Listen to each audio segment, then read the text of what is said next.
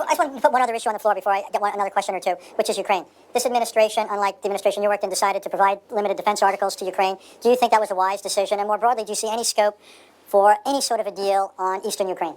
The answer is yes, I think it was a wise decision. But then again, I was pushing that for 2 years before we left. And the reason is, I think the more you up the ante, the cost to Russia for their aggression. I mean, as you all know, and you know this better than anybody, the one big lie going on about Ukraine back in the rest of Russia is that no Russian soldiers are engaged, they're not dying, no body bags are coming home, etc., because there's overwhelming opposition on the part of the body politic in Russia for engagement in Ukraine in a military sense. I think the Donbass has potential to be able to be solved, but it takes two things. One of those things is missing now, and that is I'm desperately concerned about the backsliding on the part of Kyiv in terms of corruption.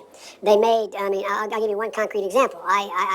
But it just happened to be that was the assignment I got.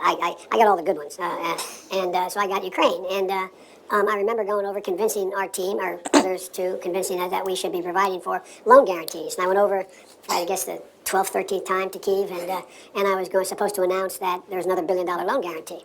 And I had gotten a commitment from Poroshenko and from Yatsenyuk that they would take action against the state prosecutor, and they didn't.